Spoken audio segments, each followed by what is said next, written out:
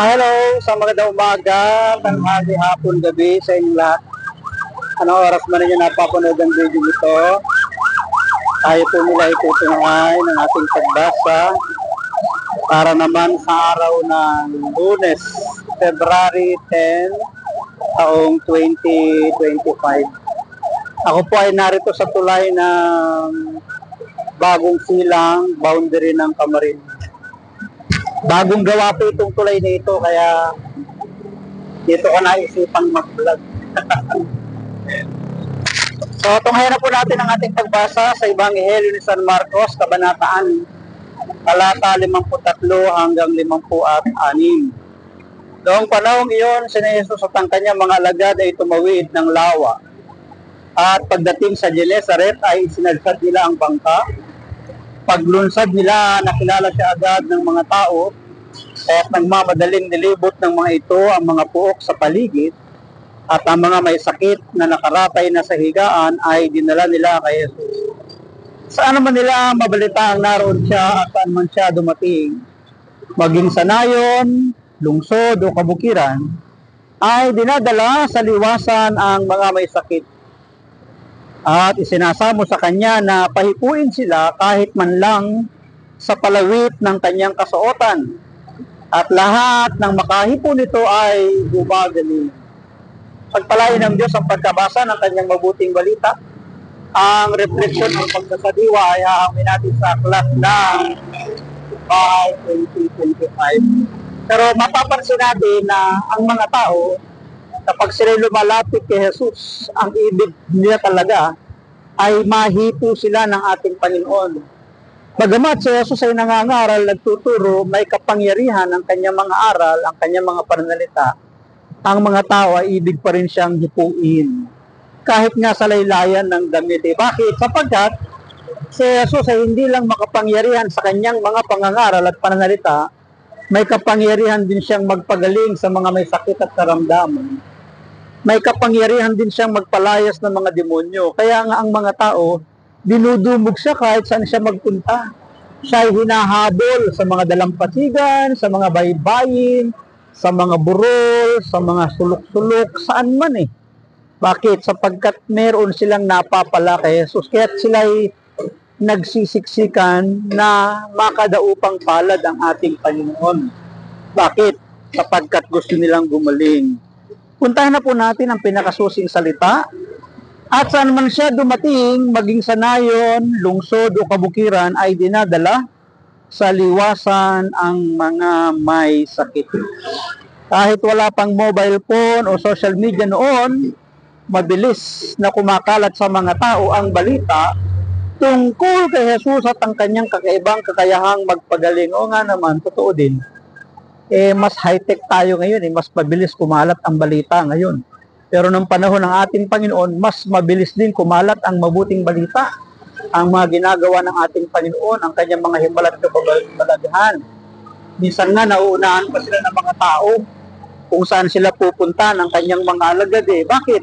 Kasi nga, excited sila eh. Meron silang eagerness, meron silang kasabikan, meron silang pagnanasa na makalapit sa ating Panginoon. Dinudumog siya ng mga taong nais siyang makita at marinig at naghahangad ng paghihilom para sa sarili, kapamilya o kaibigan sapagkat laganap ang mga sakit at karamdaman ng mga panahon na yun. Kaya ibig nilang sila'y gumaling sa kanilang mga karamdaman para sa kanilang sarili, para sa kanilang pamilya o mga kaibigan man. Sa panahon kulang na kulang ang kaalaman ng tao tungkol sa mga sakit. Diba? Ng mga panahon naman talaga nun eh. Kulang ang kaalaman ng tao para sila'y gumaling sa kanilang karamdaman. Madaling maganyak ang mga tao puntahan siya dahil sa nababalitang kapangyarihan. Tapos sa pangunawa, kaalaman at pera, naging daan ang kanilang paghahangad sa kaganapan ng buhay para mapunta kay Jesus ang kanilang atensyon dahil nga sa matinding pangailangan. Siguro nababalitaan nila na sila nahihirapan o may mga kapatid, kapwa silang nahihirapan, kababayan. Agad nilang itinuturo. Doon kay Jesus, may solusyon. Masusumpungan mo ang iyong kagalingan ng iyong walang kapabalaliman. nagsalubong ang pangailangan ng mga tao at kapangyarihang taglay ni Jesus. Ang hangganan ng kakayahan ng mga tao ay naging bukas na pinto ng puso para tanggapin ang awa ng Diyos. Totoo yun eh. Dahil limitado ang kakayahan, magagawa ng tao, yun yung nagbukas. Yun ang nagbukas ng pinto para hanapin nila at saliksikin ang ating Panginoon dahil sa kanilang mga walang kakayahan. Wala silang kapangyarihan, wala silang sariling solusyon, wala silang kagalingan, meron silang sakit at karamdaman. Pero batid man ng mga dumadagsang tao o hindi, mahalagang tanda ito ng pagdating ng Mesiyas. Totoo naman eh, matagal sila naghihintay ng tagapagligtas. Matatagpuan sa tagapagligtas ang paghihilom at kaganapan ng pagkataong di maibibigay ng mundo. Kahit naman ngayon eh, hindi kayang ibigay ng tao ang pangailangan sa suliranin ng tao eh. Tanging ang Diyos, Jesus lamang, ang makapagbibigay ng kumpletong solusyon, ganap na kagalingan, ganap na himala para sa kanilang buhay, para sa kanilang pangailangan. Bakit? Limitado ang kakayahan ng tao eh. Limitado ang ating magagawa, limitado ang ating kapangyarihan, limitado ang maaabot ng ating pera.